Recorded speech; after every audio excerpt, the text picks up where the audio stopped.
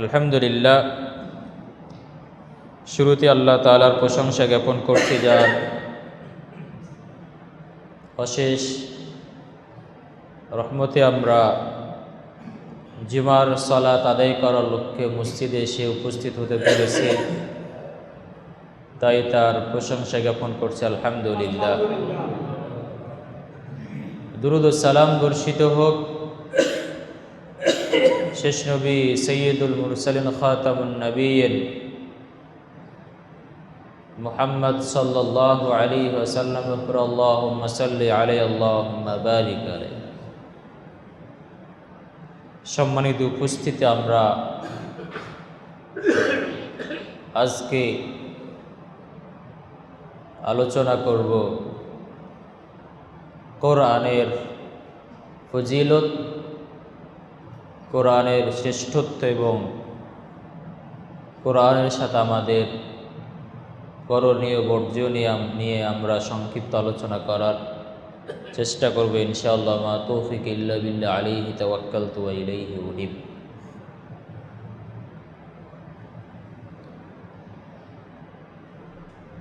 আমরা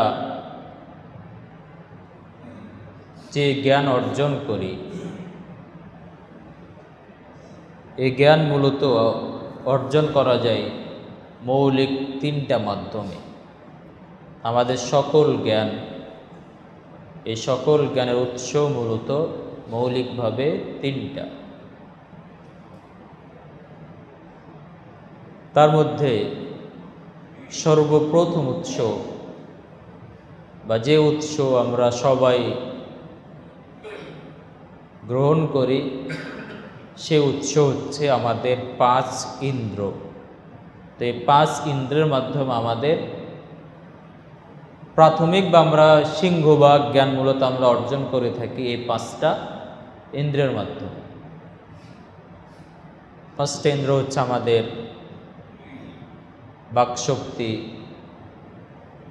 শ্রবণ শক্তি, দর্শন, স্বাদ, ঘ্রাণ এবং স্পর্শ। এই যে ইন্দ্রগুলো আছে, এই ইন্দ্রগুলোর মাধ্যমে আমরা জ্ঞান অর্জন করি। আমরা দেখে আমরা অনেক কিছু শিখি, শুনে আমরা অনেক কিছু শিখি, স্বাদ খাই, এই খাওয়ার মাধ্যমে আমরা অনেক জ্ঞান পাই।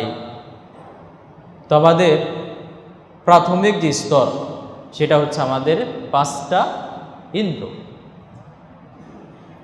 তো আমরা পাঁচ ইন্দ্রের মাধ্যমে যে জ্ঞান অর্জন করি, এই জ্ঞানটা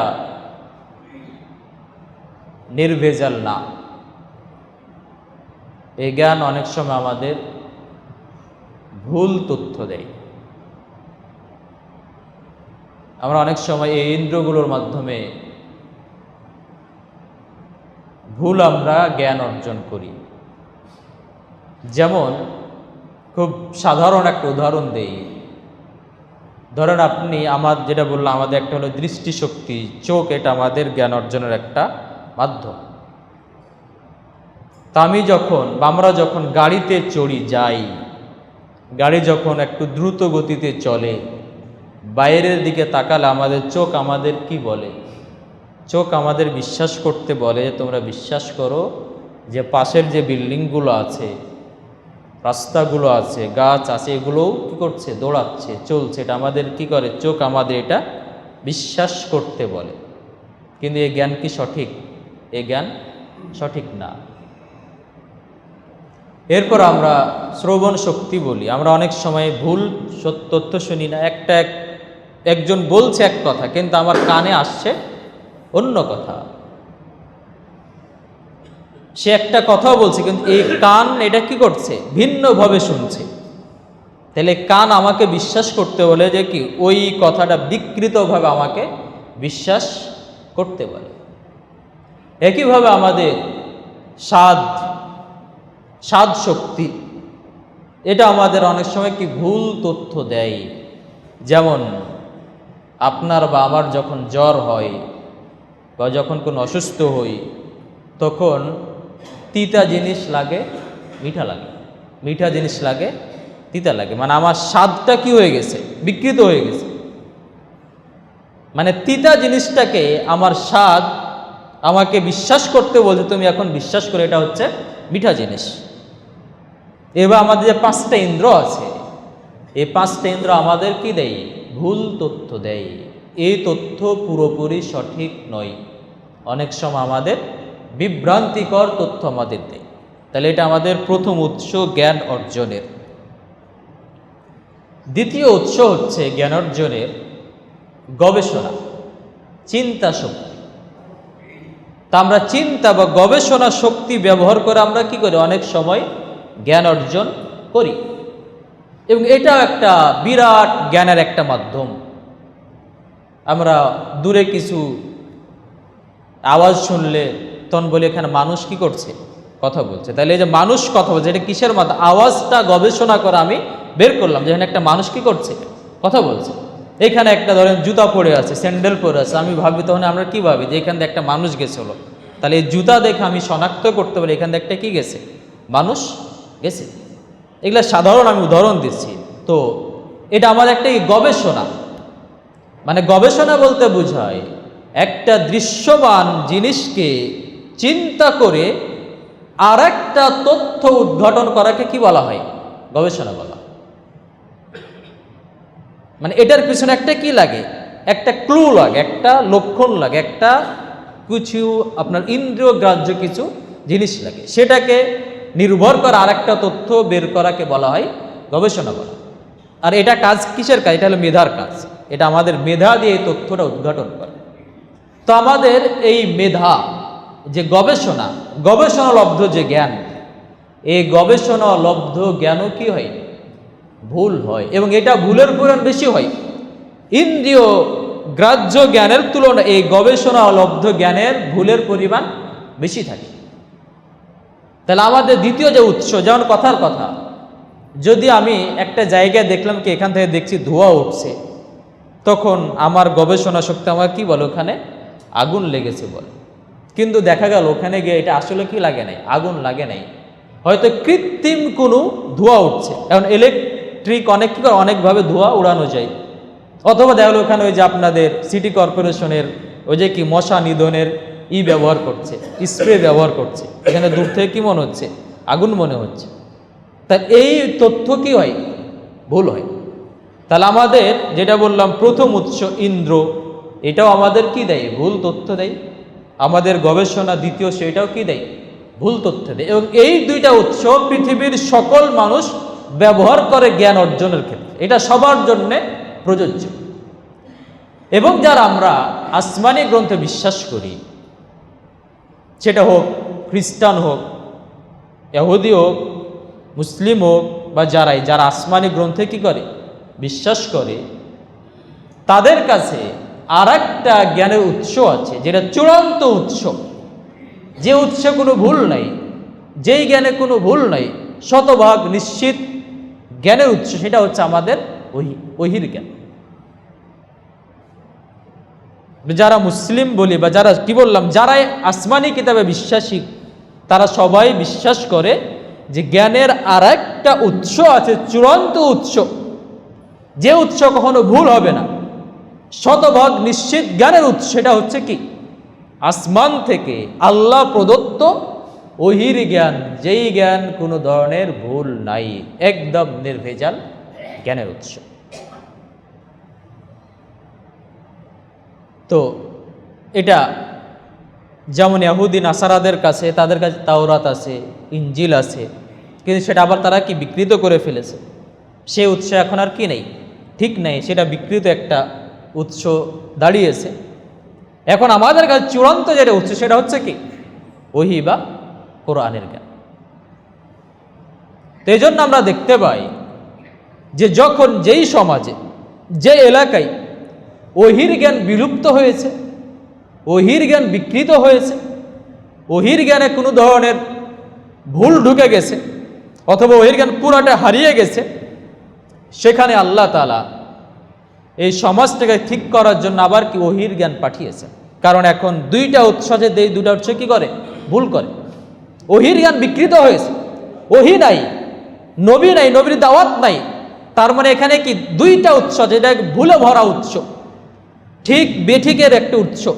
সেই সময় তখন কি হয়ে গেছে? বিভ্রান্ত হয়েছে, শিরক করেছে, আল্লাহকে চেনে নেই, দিন থেকে সরে গেছে, তাওহীদের জ্ঞান হারিয়ে গেছে, তারা বিভ্রান্ত হয়ে গেছে ওহির জ্ঞান না থাকার কারণে। এই জন্য আল্লাহ তাআলা কি করেন? সেখানে আবার নবী এবং রসুল পাঠিয়েছেন।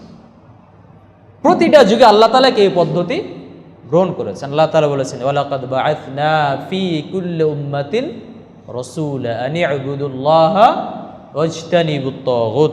সবার পরিচিত একটা আয়াত। আল্লাহ তাআলা বলছেন, আমি প্রত্যেক জাতির কাছে রসুল পাঠিয়েছি, সেই রসুল দাওয়াত দিয়েছেন তোমরা একমাত্র আল্লাহর ইবাদত করো এবং তাগুতকে পরিহার করো। তাহলে আল্লাহ তাআলা কি প্রত্যেক যুগে কি করেছেন? রসুল পাঠিয়েছেন। কেন পাঠিয়েছেন? পাঠানোর একটাই কারণ, সেখানে কি নাই? ওহির জ্ঞান নাই। ওহির জ্ঞান না থাকার কারণে, অন্য দুইটা জ্ঞান আছে কিন্তু ওহির জ্ঞান না থাকার কারণে তারা কি হয়েছে? আল্লাহকে ছেড়ে অন্য কারো ইবাদতে লিপ্ত হয়েছে, শিরকে লিপ্ত হয়েছে এবং তারা তাগুতকে ইলাহ হিসাবে গ্রহণ করেছে। তাগুত মানে কি? বাতিল জ্ঞান। বাতিল জ্ঞানকে তারা কি করেছে? তাদের রব হিসাবে গ্রহণ করেছে। আল্লাহ বলেছেন যে না, এই ওহির জ্ঞান হারিয়ে গেছে, অতএব কি এদেরকে এখন কি হতো? ওহির জ্ঞান ঢুকাতে হবে তাদের ভিতরে। এই জন্য আল্লাহ তাআলা কি করলেন? প্রত্যেক জাতির কাছে এক একজন করে রসুল পাঠিয়েছেন ওহির জ্ঞান তাদের মাঝে বিতরণ করার জন্য। এজন্য মানব জাতির একমাত্র মুক্তির পথ হচ্ছে তাদের ভিতরে কি করা? ওহির জ্ঞান বিতরণ করা। সমাজ যত ওহির জ্ঞান থেকে দূরে সরে যাবে, তত সেখানে কি শিরক ঢুকবে, সেখানে বিদআত ঢুকবে, সেখানে কুসংস্কার ঢুকবে, সেখানে অন্যায় ঢুকবে। আর যেখানে কোরআন হাদিসের ইলম যত বেশি চর্চা হবে, সেখানে কি হবে? সেই সমাজ তত সুন্নাত মোতাবেক চলবে, সেই সমাজ তত শিরক মুক্ত জীবন যাপন করে তাওহীদের পথে চলবে, সেই সমাজ তত আল্লাহ তাআলার সঠিক দ্বীনের উপরে থাকবে। এজন্য সমাজ থেকে শিরক বিদআত দূর করতে হলে, সমাজ থেকে কুসংস্কার দূর করতে হলে এর একমাত্র রাস্তা কি করা? ওহির জ্ঞান সমাজে ব্যাপক হারে চর্চা করা।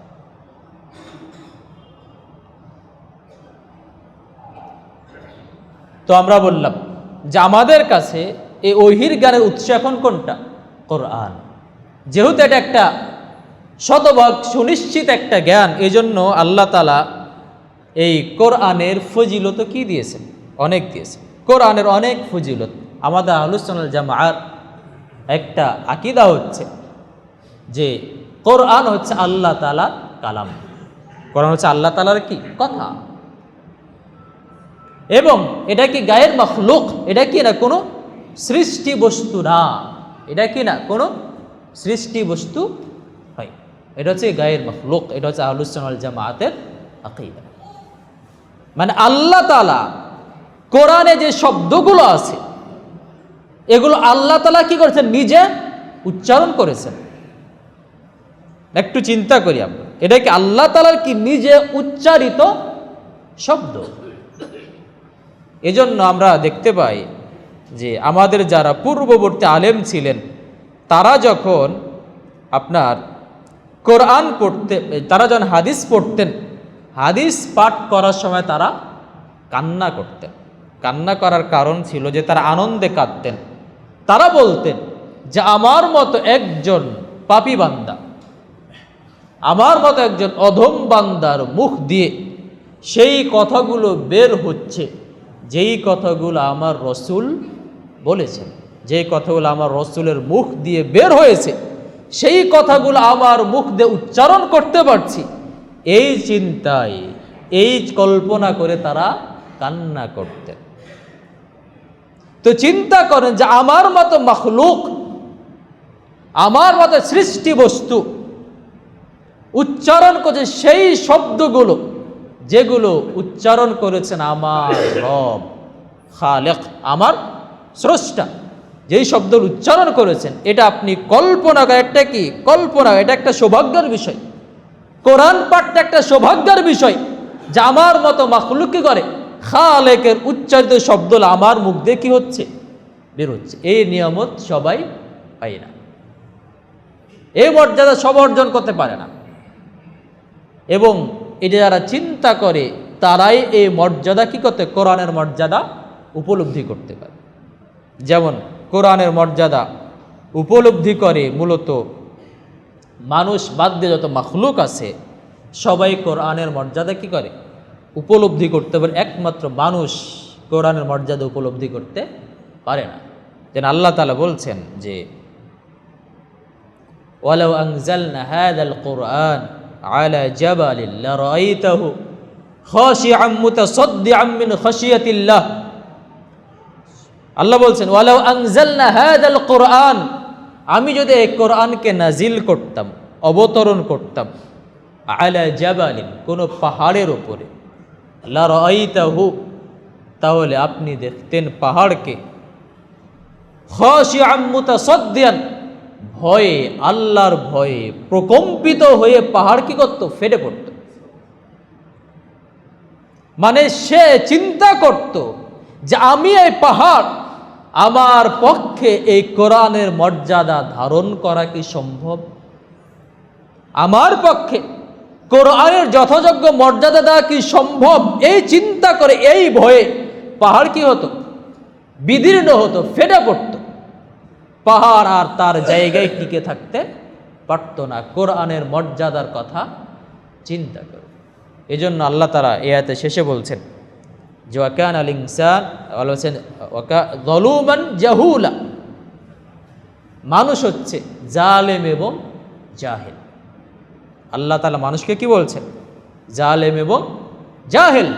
এর কারণ হচ্ছে জালেম বলতে বোঝায় যে জালেম ওই ব্যক্তিকে ওয়াদউশ শাই আলা গায়রি মাহাল্লিহি, জুলুম বলতে বোঝায় যে কোনো জিনিসকে তার জায়গা বাদ দিয়ে অন্য জায়গায় রাখাকে কি বলা হয়, জুলুম বলা হয়। কথার কথা, এই যে মাইক্রোফোন, এটার জায়গা কোনটা, এটা সামনে থাকে, এখন আমি এটাকে কি করি, ঘুরিয়ে পিছনে নিয়ে যাই, তাহলে এটা কি হবে, জুলুম হবে। এটার ওপর কি হবে, জুলুম। কারণ তার জায়গা কোথায়, সামনে থাকে, মুখের সামনে থাকে, এটা কোথায় নিয়ে গেছি, পিছনে নিয়ে গেছে, তাহলে এটা তার উপরে কি হবে, জুলুম হবে। তো জালেম কেন? কারণ এই কোরআনের যতটা মর্যাদা দেওয়া দরকার, আমি মানুষের উপর কোরআন দিয়েছি, আল্লাহ বলছে আমি কোরআন নাজিল করেছি তাদের উপরে, এই কোরআনের যতটুকু মর্যাদা দেওয়া দরকার, কোরআনকে যেখানে রাখা দরকার, মানুষ সেখানে কোরআনকে রাখে না, যার ফলে তারা কি হয়েছে, জালেম এবং জাহুল, এবং তারা হচ্ছে অজ্ঞ মূর্খ। কারণ তারা কোরআনের মর্যাদা তারা বোঝে না, কোরআনকে সম্মান করতে জানে না। যার কারণে আল্লাহ তাআলা বলছে এরা কি কোরআন পাওয়ার পরে এ মানুষ কি হয়ে গেছে, জালেম এবং জাহেলে পরিণত হয়েছে। কোরআনের মর্যাদা তারা কি ঠিকঠাক না দেওয়ার কারণে, এটার মর্যাদা তার উপলব্ধি না করার কারণে। এরপরে আল্লাহ তাআলা অন্য আরেকটা আয়াতে বলছেন যে কোরআনের মর্যাদা অন্যান্য মাখলুক কেমনভাবে ধারণ করে, এটার আল্লাহ তাআলা বর্ণনা দিচ্ছেন। ওয়ালাউ আন্না কুরআনান সুয়্যিরাত বিহিল জিবাল আও কুত্তিআত বিল আরদু আও কুল্লিমা বিহিল মাউত, যদি এই কোরআন দ্বারা পাহাড়কে পরিচালনা করা হতো, পাহাড় পরিচালিত হতো। যদি কোরআন কোনো পাহাড়কে বলতো যে তুমি পাহাড় এই জায়গায় না থেকে যাও, সামনে চলে যাও, অথবা ওই জায়গায় চলে যাও, তাহলে এ কথা বলার সাথে সাথে, কোরআনের এই আদেশ পাওয়ার সাথে সাথে পাহাড় কি করত, সেই জায়গায় চলে যেত, সেখানে আর তার অন্য কোনো কথা বলতো না। আদেশ পাওয়ার সাথে সাথে সেটা কি করত, বাস্তবায়ন করত। এরপরে বলছেন আও কুত্তিআত বিহিল আরদু, যদি কোরআন কোনো জমিনকে বলতো এই জমিন তুমি এই জায়গায় খাল হয়ে যাও, এই জায়গা গর্ত হয়ে যাও, এই জায়গা নদী হয়ে যাও, এই জায়গা নালা হয়ে যাও, এই আদেশ পাওয়ার সাথে সাথে কি হতো, ওই জমিন তাতেই পরিণত হতো। বলার সাথে সাথে কি হতো, পাহাড় হতে বলে পাহাড় হয়ে যেত, গর্ত হতে বলে গর্ত হয়ে যেত, নদী হতে বলতে নদী হয়ে যেত। এরপর আর বলছেন ওয়া কুল্লিমা বিহিল মাউতা, যদি পাহাড়, যদি কোরআন কোনো মৃত প্রাণীকে, মানুষকে, মৃত প্রাণীকে যদি বলতো তুমি কথা বলো, তাহলে এই আদেশ পাওয়ার সাথে সাথে কি করতো, কথা বলতো। মৃত প্রাণীকে যদি কোরআন বলতো কথা বলো, এই আদেশ পাওয়ার সাথে সাথে কি করতো? আল্লাহ বলছেন এই মৃত প্রাণী কথা বলতে শুরু করত। এটা হচ্ছে কি অন্যান্য মাখলুকের কাছে কোরআনের আদেশ, কোরআনের নির্দেশ এতটা তাৎপর্যপূর্ণ, এতটা গুরুত্বপূর্ণ যে অন্য মাখলুককে কোরআন যদি আল্লাহ এই ধরনের কি নিয়ম দিতেন যে তুমি আদেশ করো, আদেশ পাওয়ার সাথে সাথে কি হতো? সেই কাজ তারা বাস্তবায়ন করত। তো কিন্তু মানুষ এটা করে না। মানুষ কোরআন তো আদেশটা পালনের অনেক দূরের বিষয়, কোরআনকে তারা কি করে না? স্পর্শই করে না, কোরআনকে তারা পড়ে না।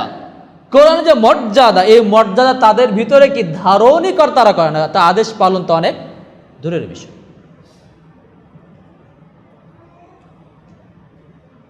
এই কোরআনের মর্যাদা এতটাই বেশি, কোরআন এতটাই তাৎপর্যপূর্ণ যে কোরআন যেই জায়গায় স্পর্শ করেছে, কোরআনের ছোঁয়া যেখানে লেগেছে, সেটা কি সর্ব উৎকৃষ্ট জিনিসে পরিণত হয়েছে। কোরআনের মর্যাদার কারণে, কোরআনের শ্রেষ্ঠত্বের কারণে এই কোরআনের ছোঁয়া যেখানে লেগেছে ওই জিনিসটা কি হয়েছে? পৃথিবীর সব থেকে শ্রেষ্ঠ জিনিসে পরিণত হয়েছে। যেমন আমরা জানি যে রমাদান মাস সর্বশ্রেষ্ঠ মাস, সব থেকে উত্তম মাস, 12 মাসের ভিতরে সব থেকে উত্তম মাস।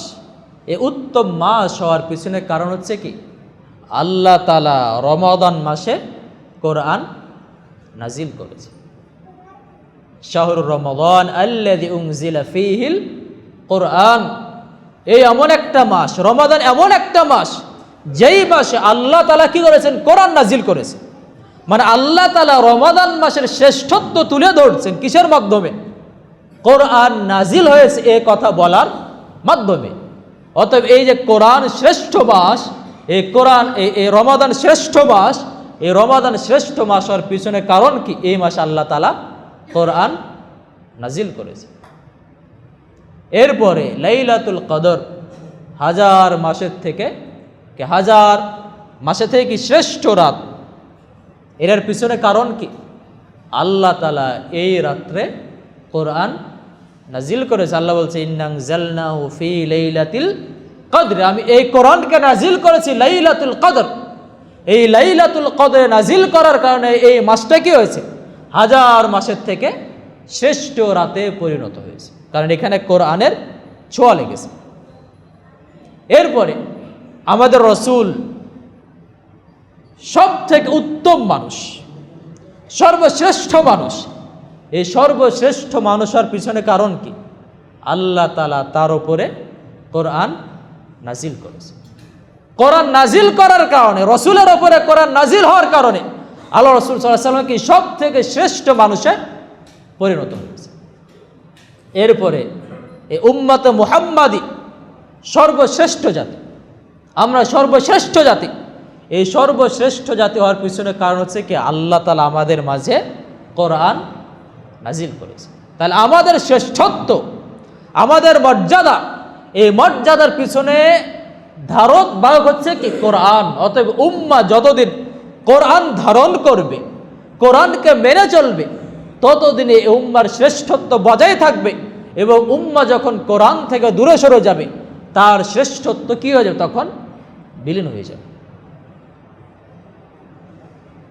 এরপরে আল্লাহ রাসূল সাল্লাল্লাহু আলাইহি ওয়াসাল্লাম বলেছেন যে খায়রুকুম মান তাআল্লামাল কুরআনা ওয়া আল্লামাহ, তোমাদের ভিতরে সেই উত্তম মানুষ, তোমাদের ভিতরে সেই উত্তম লোক, সর্বশ্রেষ্ঠ লোক যে নিজে কোরআন শিখে অন্যকে কোরআন শিক্ষা দেয়।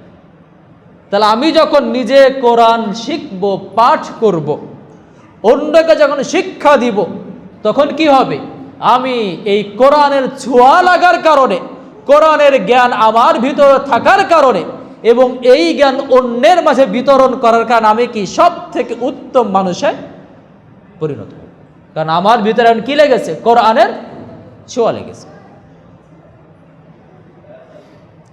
এরপরে এই কোরআনের ফজিলত সম্পর্কে আল্লাহ তাআলা বলছেন ওয়াকাযালিকা আওহাইনা ইলাইকা রূহাম মিন আমরিনা মা কুনতা তাদরি মাল কিতাবু ওয়ালাল ঈমান। আল্লাহ বলছেন ওয়া কাযালিকা আওহাইনা, আমি তোমার কাছে ওহী করেছি, আমি তোমার কাছে নাজিল করেছি রূহাম মিন আমরিনা, আমার পক্ষ থেকে রূহ, আমি তোমার উপরে নাজিল করেছি আমার পক্ষ থেকে রূহ। তাহলে আল্লাহ তাআলা কোরআনকে এখানে কি বলেছেন? রূহ বলেছেন। আমরা রূহ নিয়ে একবার আলোচনা করেছিলাম এই মসজিদে। তো রূহ বলতে একটা মানুষ তখনই মানুষ থাকে যতক্ষণ তার মাঝে কি থাকে? রূহ থাকে। যখন রূহ যখন বের হয়ে যায় তখন তাকে কি বলা হয়? মৃত মানুষ বলা হয়।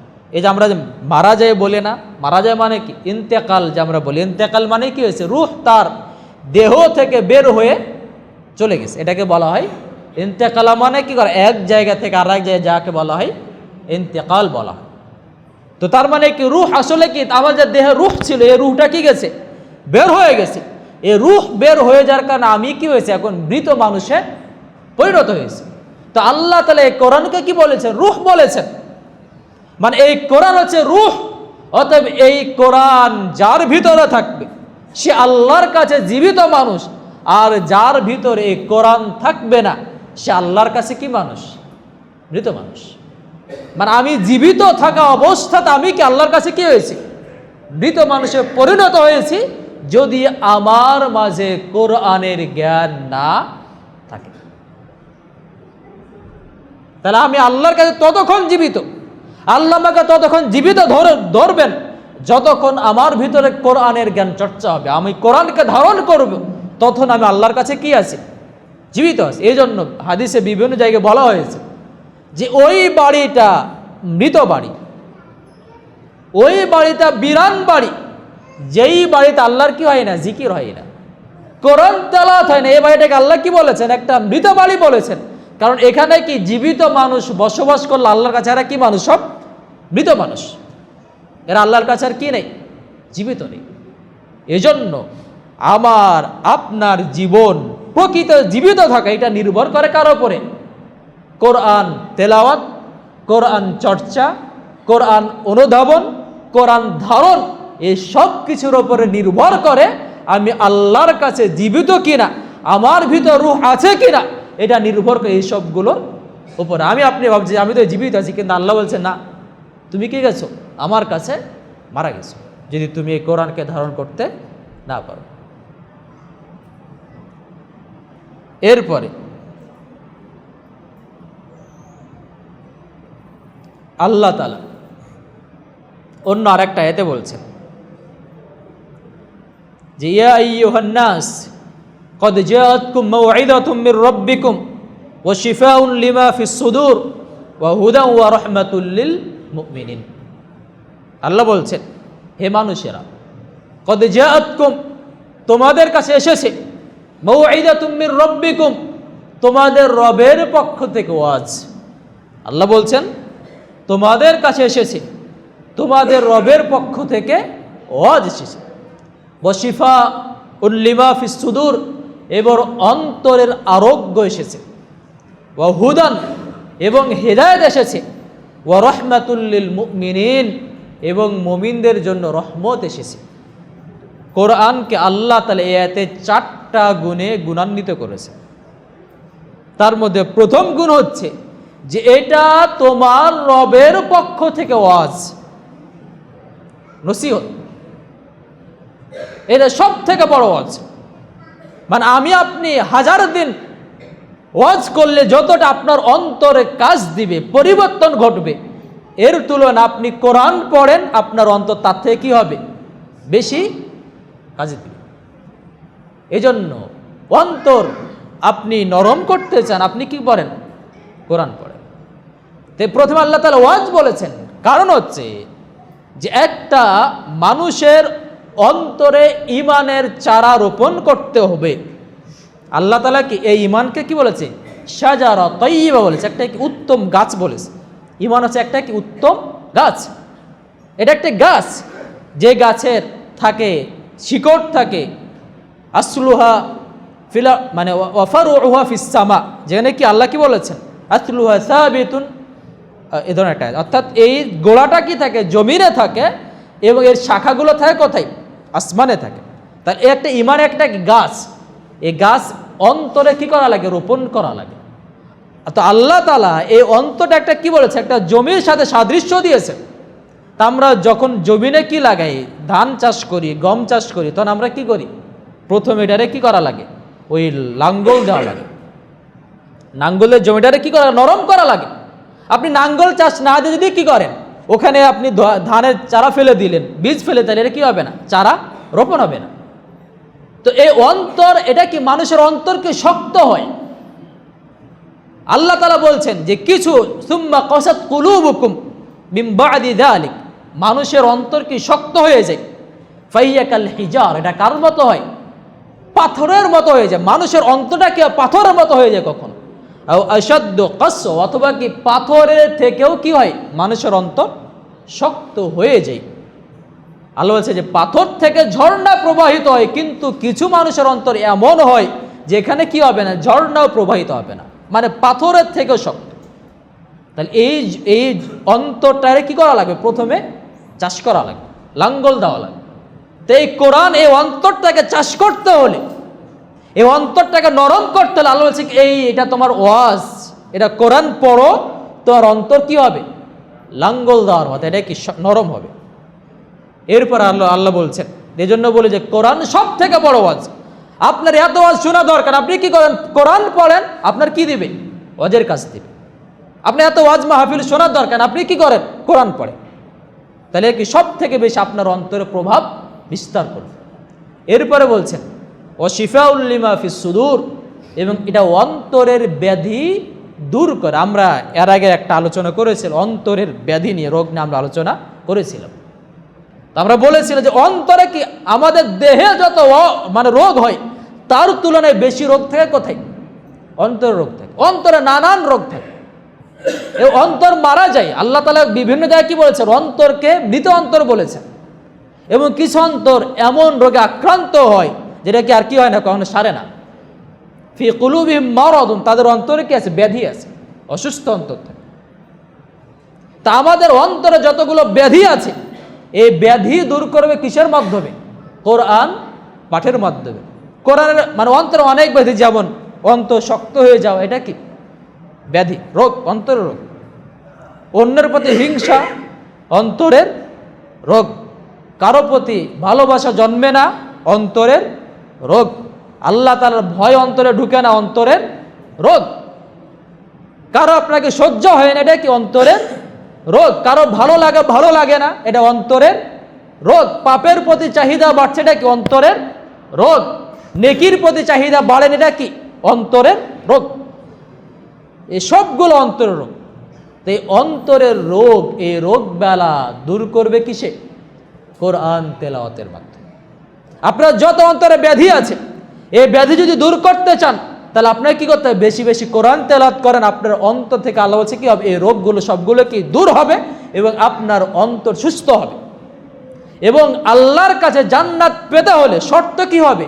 সুস্থ অন্তর নিয়ে আল্লাহর সাথে দেখা করতে হবে। কারণ অসুস্থ অন্তর নিয়ে গেলে আল্লাহ তাআলা কি করবে না?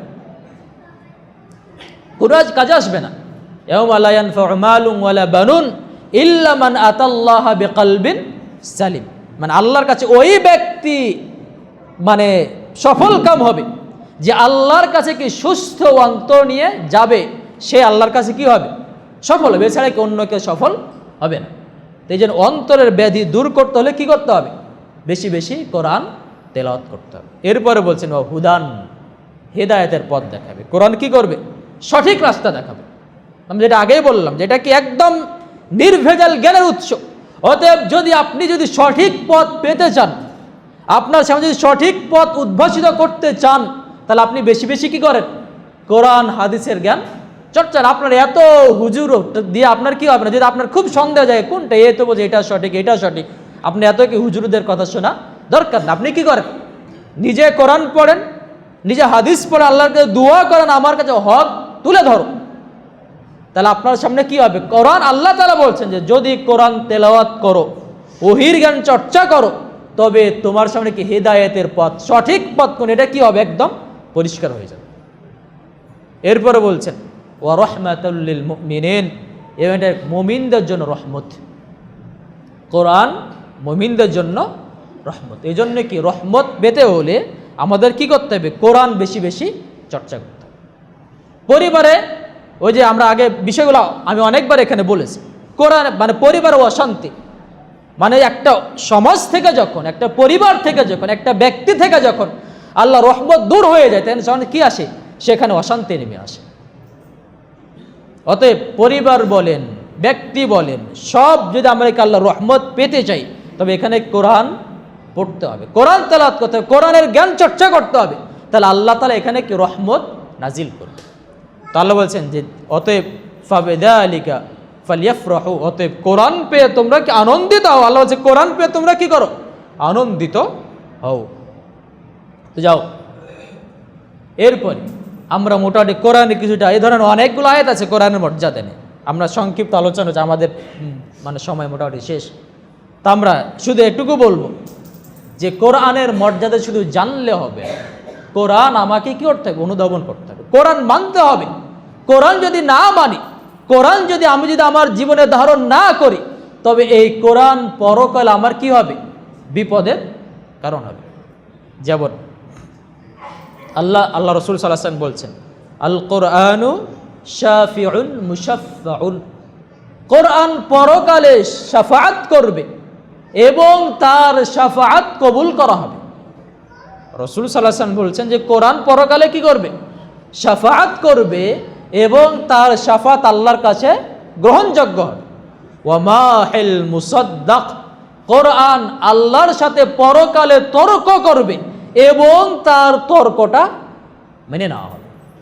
ওয়া মাহিল, তর্ক করবে মানে আল্লাহ তাআলা সামনে বলবে, কোরআন যদি কারো পক্ষে হয়, বলবে এই বান্দা আমার পক্ষে ছিল, আমাকে পড়েছিল, আমাকে তেলাওয়াত করেছিল, আমাকে ধারণ করেছিল, অতএব এই বান্দাকে জান্নাতে দিতেই হবে। ও মুসাদ্দাক, এবং তার কথা আল্লাহ কি করবেন? সত্য বলে মেনে নেবেন। এবং কোরআনকে যে বর্জন করেছে, কোরআনকে যে ছেড়ে দিয়েছে, কোরআনকে যে ধারণ করেনি, পরকালে কোরআন তার বিপক্ষে সাক্ষী দেবে এবং বলবে আমার কথা মানতে হবে। আল্লাহ তাআলা কি করবেন? তার কথা মেনে নেবেন এবং কোরআনের কারণে তাকে কি শাস্তি ভোগ করতে হবে। এবং কোরআন বিভিন্নভাবে বর্জন করা হয়, যেমন কোরআন তেলাওয়াত না করে, এটাই কি? এটা কোরআনকে বর্জন। কোরআন পড়তে না পারে, এটাই কি? কোরআনকে বর্জন। কোরআনের বিধানগুলো না মানে, এটা কি? কোরআনকে বর্জন। আপনি সারা জীবন ব্যয় করে দিলেন, কোরআন পড়া শিখলেন না। আপনি 24 ঘন্টা অনেক কাজ করতে পারেন, 5 মিনিট কোরআন পড়তে পারেন না। আপনি নিজেই চিন্তা করেন যে কোরআন কি আপনার পক্ষে নাকি বিপক্ষে থাকবে। এটা আমার ফয়সালা করার বিষয় না, আপনি নিজে চিন্তা করবেন যে আমার কোরআনের সাথে কেমন সম্পর্ক, কোরআন কি আমার পক্ষে থাকবে নাকি বিপক্ষে থাকবে। এটা আপনি নিজেই চিন্তা করবেন, তাহলে আপনি নিজেই কি পাবেন? অন্তত একটা সঠিক উত্তর আপনি পেয়ে যাবেন। এরপরে বলছেন আল্লাহ রাসূল সাল্লাল্লাহু আলাইহি ওয়াসাল্লাম বলছেন যে মান জাআলাহু আমামাহু কাদাহু ইলাল জান্নাহ, যে ব্যক্তি কোরআনকে তার সামনে রাখবে, কোরআন তাকে জান্নাতের পথে নিয়ে যাবে। কাদ, এখানে কাদা বলতে বোঝায় কাউকে আদর যত্ন করে যদি সামনে নিয়ে যায়, একে কি বলা হয়? কি বলা হয়? কাদা বলা। অর্থাৎ কোরআন থেকে আদর যত্ন করে কোথায় নিয়ে চলে যাবে? জান্নাতে নিয়ে চলে যাবে। এরপরে বলছেন ওমান জাআলাহু খালফাহু খালফা যহরিহি, যে কোরআনকে পিছনে রাখবে, সাকাহু ইলান নার, কোরআন তাকে জাহান্নামে হাঁকিয়ে নিয়ে যাবে। এখানে সাকা শব্দ, সাকা বলতে বুঝি আমরা যারা দেখেছি বা নিজেরা করেছি, যখন আমরা কি করি? গরু হাঁকিয়ে নিয়ে যাই, ধরেন 5 পালের গরু আছে 10টা, অথবা ছাগল আছে, তাই এটাকে সাকা, সাকা বলতে বোঝায় যেই গরুটা কথা রাস্তা থেকে চলে যাচ্ছে, তখন কি করে? রাখাল তারে 2-1টা ব্যত্রাঘাত করে আবার কোথায় নিয়ে যায়? এটা বলে সাকা বলা হয়। তো কোরআন কি করবে? একে এদিক সেদিক যদি যেতেও চাই, কোরআন ছেড়ে যদি কি এদিক সেদিক যেতে চাই, জাহান্নার পথে যদি ভিন্ন পথে যেতে চাই, তা আল্লাহ রাসূল কি বলছেন যে না, কোরআন তাকে পিটিয়ে কি করবে? ওই জাহান্নামের পথেই তাকে নিয়ে যায়। অতএব কোরআনের সাথে সম্পর্ক না রেখে আমাদের আসলে কি নেই? মুক্তির কোনো উপায় নেই। এই জন্য আমাদের সাথে কোরআনের সম্পর্ক কি করতে হবে? বাড়াতে হবে। আল্লাহ আমাদের কোরআনের সাথে সম্পর্ক বাড়ানোর, বৃদ্ধি করার তৌফিক দান করেন। আমিন। ইন্নাল হামদালিল্লাহি ওয়াহদাহু সলাতু ওয়াসসালামু আলা মান লা নাবিয়্যা বা'দা আম্মা বা'দ।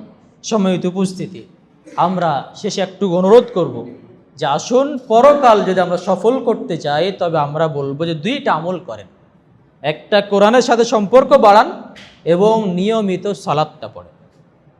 দুইটা কাজ করেন, এরপরে পাপের কাজ তো বর্জন করবেন। এক কথায় আপনি যদি এই দুইটা কাজ করতে পারেন, আশা করা যে আপনি পরকাল আপনার নাজাত পড়া কি হবে, খুব সহজ হবে। আপনি কোরআন রেগুলার পড়েন, 5 মিনিট করে পড়েন। সকালে শুরু করেন 5 মিনিট, ফজরের পরে কি করেন 5টা মিনিট পড়েন, বিকালে ঘুমানোর সময় কি করেন 5টা মিনিট কোরআন পড়েন। তাও তো কোরআনের সাথে একটা আমাদের ন্যূনতম কি থাকছে, সম্পর্ক থাকছে। এই 5টা মিনিট ব্যয় করা কিনা কঠিন কিছু না। আপনি এবং এটা আমার ন্যূনতম বিবেক এটাই বলে, আমি দুনিয়ার পিছিয়ে 60 বছর 70 বছর শেষ করে ফেললাম, অথচ কোরআনের জন্য আর 5টা সময় হয় না। তাহলে এটা আসলেই আমাদের সাধারণ বিবেকও বলবে না যে এটা আমার কোরআনের সাথে সম্পর্ক আছে, এটা আমার কেউ বলবে না। অতএব কোরআনের সাথে সম্পর্ক তৈরি করি, আল্লাহর জন্য আমাদের পথটা একটু সহজ করি, জান্নাতের পথটা সহজ করি এবং বলি যে আমরা কি করি, সালাতটা পড়ি, কোরআনটা পড়ি, এই দুইটা কাজ আমরা চালিয়ে যাই, তবে আমরা কিছুটা হলেও মুসলিমের পথে আমরা থাকতে পারব।